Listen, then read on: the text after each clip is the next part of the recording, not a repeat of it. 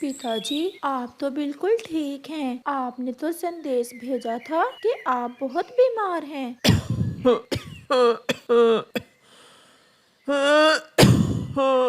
यहाँ बैठ जाओ। आज मैं कुछ ठीक हूँ। कल मुझे बुखार था और ये कागजात पर अपने साइन कर दो।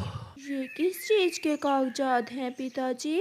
अपने हिस्से की जायदाद अपने भाई के नाम करवा दो। बहनें अपनी जायदाद का हिस्सा भाइयों को ही देती हैं। अब मुझे पता चला पिताजी, आपने मुझे क्यों बुलाया है। पिताजी, माँ जी ने मरते समय मुझे सब बता दिया था। फूलों का बाग मेरा है और मैं अपना हिस्सा किसी को नहीं दूंगी। मैं भी इस घर की बेटी हूँ, इस घर पर मेरा भी हक है। बहुत जबान चलने लगी है तुम्हारी। अगर तुमने इन कागजात पर साइन ना किए तो तुम पर इस घर का दरवाजा हमेशा हमेशा के लिए बंद हो जाएगा। ये मेरा हक है, मेरे भी बच्चे हैं, मैं अपना हिस्सा नहीं दूंगी। दफा हो जाओ इस घर से। आज के बाद तुम्हारा इस घर से कोई रिश्ता नहीं। ना मैं तुम्हारा बाप और ना तुम मेरी बेटी। मर गई तुम मेरे लिए। फिर कालू कौवा अपनी बेटी को धक्के मार मार कर अपने घर से निकाल देता है। लाडो, कैसे हैं आपके पिताजी अब? पिताजी तो ठीक थे, बस वही जायदाद पर साइन करने के लिए बुलाया था मुझे। अगर आपके पिताजी आपके हिस्से की जायदाद लेना ही चाहते हैं तो तुम दे दो। हमारे पास किसी चीज की कोई कमी नहीं है। जो हिस्सा मेरी माँ ने मरते समय मुझे दिया था, पिताजी चाहते हैं कि मैं वो भी जग्गू भैया के नाम लगवा दूं। मैंने हमेशा पिताजी का कहना माना और जग्गू भाई ने कभी पिताजी की बात तक नहीं मानी। फिर भी पिताजी मुझसे इतनी नफरत क्यों करते हैं? रात को कालू कौवा अपने बेटे जग्गू से कहता है, वो आई थी तुम्हारी बहन आज। तो क्या पिताजी अपने हिस्से की जायदाद मेरे नाम लगवा गई दीदी? नहीं, उसने साफ इनकार कर दिया है। वो कहती है कि वो फूलों की खेती किसी को नहीं देगी। मुझे तो पहले ही पता था लाडो बहन अपना हिस्सा मुझे कभी नहीं देगी। अब तुम्हें ही कुछ करना होगा। कुछ ऐसा करो कि तुम्हारी बहन अपना हिस्सा तुम्हारे नाम लगवा दे। मेरे जीते जीते अगर ये काम हो गया तो हो गया। अगर मैं मर गया तो फिर वो कभी तुम्हें अपना हिस्सा नहीं देगी। आप चिंता ना करें पिताजी, मैं भी आपका बेटा हूँ, कुछ ना कुछ कर लूँगा मैं। फिर दूसरे दिन कालू कौवे का बेटा जग्गू कौवा अपने दोस्त उल्लू के पास जाता है। आओ भी जग्गू, आज कैसे आए हो? यार उल्लू, मेरी बहन ने मुझे अपना हिस्सा देने से इनकार कर दिया है। तुम तो जानते हो पिताजी चाहते हैं कि हमारे परिवार की जायदाद गैरों में ना जाए। तो फिर तुम क्या चाहते हो? यही कि किसी तरह से लाडो बहन के साइन हो जाएं कागजात पर। हम ऐसा करते हैं कि तुम्हारी बहन का अपहरण कर लेते हैं और फिर जबरदस्ती साइन करवा लेंगे कागजात पर। बदले में मुझे क्या मिलेगा? वो मेरी बहन है।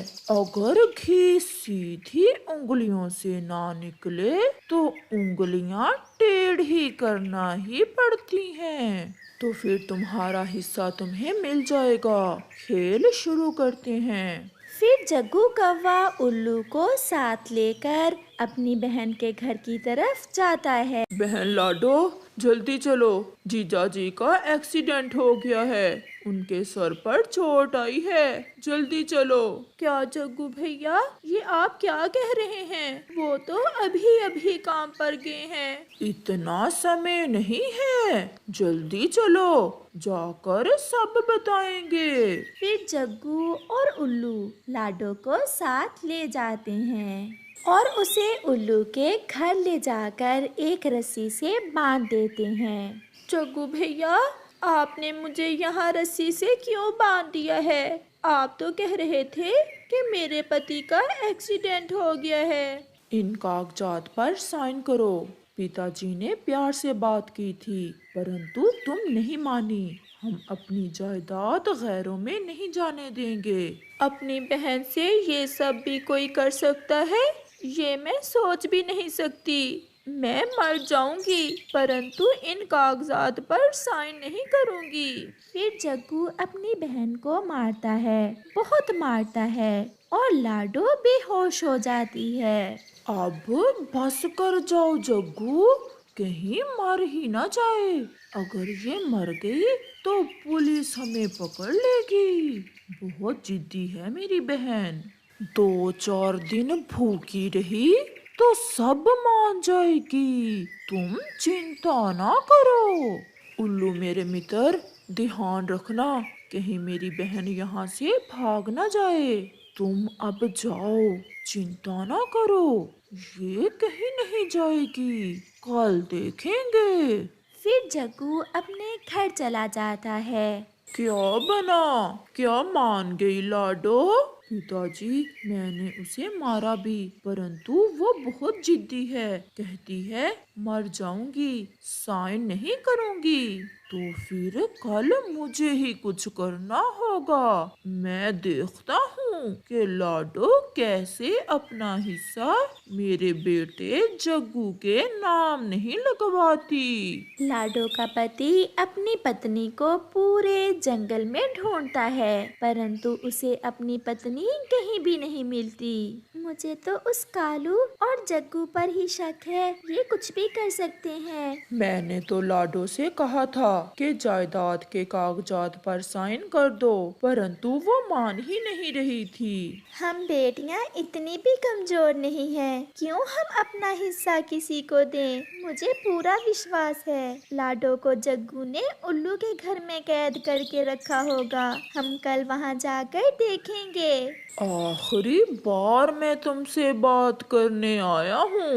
अगर तुमने हमारी बात ना मानी तो मैं तुम्हारे साथ साथ तुम्हारे बच्चों और पति को भी मार दूंगा। मुझे मार दें पिताजी, मेरे बच्चों को कुछ ना करें, मैं विनती करती हूँ आपकी। तो फिर पिताजी की बात मान लो और साइन कर दो इन कागजात पर, और अपने हिस्से की जायदाद मुझे दे दो। मेरे बच्चों को कुछ मत करना, मेरे बच्चों को ना मारना पिताजी, मैं सब करूँगी। आपको मेरी जायदाद चाहिए ना, वो ले लें, मैं कर देती हूँ साइन। ये हुई ना बात। फिर उल्लू के घर का दरवाजा टूटता है। चिड़िया और लाडो का पति पुलिस को साथ लेकर वहां पहुंच जाते हैं। पुलिस कालू और जग्गू को गिरफ्तार कर लेती है। तुमसे बुरा इस जंगल में कोई दूसरा पक्षी नहीं होगा। इतने लालची हो तुम कालू, तुम तो बाप हो, और एक बाप के लिए अपनी संतान बराबर होती है, बेटा हो या बेटी। पुलिस, इसे ले जाओ ताकि इसे पता चले कि बेटियों के साथ ऐसा बर्ताव नहीं करते। फिर पुलिस कालू और जग्गू को जेल ले जाती है। कभी कभी दिल करता है कि हम फिर से अपने बचपन में लौट कर चले जाएं, परंतु ऐसा मुमकिन नहीं। चलो हम कुछ बचपन की यादें तो ताज़ा कर सकते हैं। कालू कौवा हर रोज की तरह अपनी गोले कंडे की रेड़ी लेकर जंगल में आ जाता है। गोले गोले, ठंडे ठंडे गोले, जो गोला खाएगा ठंडा ठंडा हो जाएगा। अंकल कालू, मुझे एक बड़े वाला गोला दें और मसाला भी डाल देना। हर रोज की तरह गुड़िया भी कालू की रेहड़ी से थोड़ा दूर आकर बैठ जाती है। वो गोला तो नहीं खा सकती थी क्योंकि उसके पास पैसे न थे। अंकल, ये गोले बनाते हुए आपके पंखों को ठंड नहीं लगती? ये सवाल तुम हर रोज पूछती हो। कितनी बार बता चुका हूँ, जब काम करना हो तो क्या ठंड क्या गर्मी। बुलबुले, तुम हर रोज गोला खाते हो, क्या तुम बीमार नहीं होते? मेरी मम्मा तो कहती है कि गोला खाने से खांसी हो जाती है। नहीं, मैं तो बीमार नहीं होता। तुम्हारी मम्मा के पास गोला लेने के लिए पैसे नहीं होते ना, इसलिए आपकी मम्मा आपको ऐसा बोलकर डराती है। चल भाग यहाँ से, हर रोज आ जाती हो मेरे गाहक खराब करने। डॉक्टर कहीं की लेना ना देना और बातों बातों में मेरे गोले का स्वाद लेती है। फिर गुड़िया अपने घर चली जाती है। घर जाकर गुड़िया को तो एक बहुत बड़ी खुशी मिलती है क्योंकि आज उसकी नानो माँ आई थी। नानो, नानो, मेरी नानो, मुझे आज सुबह से ही ऐसा लग रहा था कि मेरी नानो आज आएगी। मैं तो अपनी गुड़िया से बहुत उदास हो रही थी, इसलिए मैं अपनी गुड़िया को देखने चली आई। और आप कहाँ गई थी गुड़िया? आपकी नानो कब से आपका इंतजार कर रही थी। मम्मा, मैं कालू अंकल की रेहड़ी के पास बैठी थी। मम्मा, आज मैं नानो के साथ सो जाऊं? अच्छा अच्छा, सो जाना। गुड़िया, चलो, मुझे नदी से पानी पीने जाना है, मेरे साथ चलो। मम्मा, आप भी जाएंगी? नहीं बेटा, मैंने तो पानी पी लिया था, आप जाएं अपनी नानो के साथ। फिर गुड़िया और उसकी नानो नदी पर चली जाती हैं। गुड़िया, ये कौन है आपके साथ? जग्गू, ये मेरी नानो है, आज ही आई है। और पता है, मेरी नानो मेरे लिए चावलों की मिठाई भी लाई है और मम्मा के लिए आम का अचार। बेटा, क्या आप कालू के बेटे हो? हाँ हाँ नानो माँ, मेरे पापा का नाम कालू ही है। पहले तो बहुत शरारती हुआ करता था तुम्हारा पापा, पता नहीं अब सुधरा है या नहीं। नानो, प्लीज मुझे भी अपने साथ ले जाना। गुड़िया बेटी, आपकी मम्मा नहीं मानेगी। नानो, अगर आप कहेंगी तो मम्मा मान जाएंगी। प्लीज नानो, प्लीज। अच्छा, मैं मना लूंगी आपकी मम्मा को। अब चलो घर चलें। नानो, करे ना बात मम्मा से। नानो, पूछ भी ले। रानो, गुड़िया भी मेरे साथ ही जाएगी, 2-4 दिन रह लेगी तो मैं छोड़ जाऊंगी इसे। माँ, गुड़िया की छुट्टियाँ भी थोड़ी रह गई हैं और इसने अभी तक अपना होमवर्क भी नहीं लिखा। कब कब मम्मा, मैंने तो अपना सारा होमवर्क खत्म कर लिया है। बच्ची है, जिद कर रही है। चलो अब सो जाओ और सुबह जल्दी उठना होगा अगर मेरे साथ जाना है तो। नानो, मेरी नानो सबसे प्यारी है। फिर वो सब सो जाते हैं। दूसरे रोज गुड़िया तो मुंह अंधेरे ही उठ जाती है। गुड़िया और नानो अपने सफर की तैयारी करती हैं। अरे बेटी, आप रोने क्यों लग गई हो? इतनी बड़ी हो गई हो और फिर भी रो रही हो। जब आपने आना था कितनी खुशी थी और अब दिल उदास हो रहा था माँ। अच्छा मम्मा, अब चुप कर जाएं, आप तो बड़ी हैं। नानो को ज्यादा तंग नहीं करना और कोई ऐसी वैसी शरारत नहीं करना। फिर गुड़िया और उसकी नानो वहाँ से चलती हैं। वो नदी से उड़ती हुई आगे बढ़ती हैं। क्या आइसक्रीम खाओगी? नहीं नहीं, मुझे तो नहीं आइसक्रीम खाना। वो ऐसा कहती है, परंतु दिल से तो वो यही सोच रही थी कि नानो उसे आइसक्रीम ले दे। फिर गुड़िया की नानो वहाँ रुकती हैं और अपनी गुड़िया को आइसक्रीम लेकर देती है। गुड़िया, चलें बेटी। चले नानो। नानो, हमारा घर और कितनी दूर है? वो सामने जो बड़े पहाड़ हैं, उनकी दूसरी तरफ जाना है हमें। वो फिर से उड़ती हैं और फिर शाम होने से पहले ही गुड़िया और उसकी नानो अपने घर पहुंच जाती हैं। मैं तो थक गई हूँ। नानो, मैं तो नहीं थकी, मैं आपके पंख दबाऊं? नहीं, रहने दो बेटी, थोड़ा सोकर मैं ठीक हो जाऊंगी। वो दोनों थकी हुई थी, इसलिए जल्दी ही वो दोनों सो जाती हैं। दूसरे रोज गुड़िया की नानो गुड़िया से कहती है, गुड़िया, मैं अपने बालों पर मेहंदी लगाने के लिए पहाड़ों से मेहंदी के पत्ते लेने जा रही हूँ। क्या आप भी मेरे साथ जाओगी? नानो, मुझे तो पहले अपनी दोस्त कोमल से मिलने जाना है। वो मुझे देखकर बहुत खुश होगी।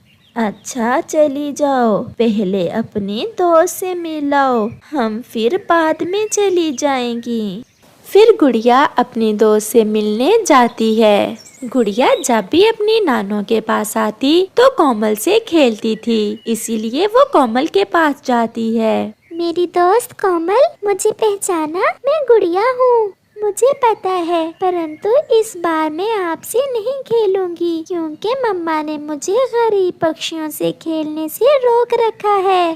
परंतु हम तो सहेलियां हैं। क्या आप भूल गई? जब मैं पिछली बार आई थी तो हमने गुड़िया बनाई थी। तब मैं छोटी थी। अब तुम जा सकती हो क्योंकि मुझे आज पहाड़ों पर मेहंदी लेने जाना है। मेहंदी लेने तो मेरी नानो भी जाने वाली थी। हम इकट्ठे चले जाते हैं। नहीं, मैं आपके साथ नहीं जाऊंगी। ऐसा कहते हुए कोमल वहाँ से चली जाती है और गुड़िया निराश होकर वहाँ से चली आती है।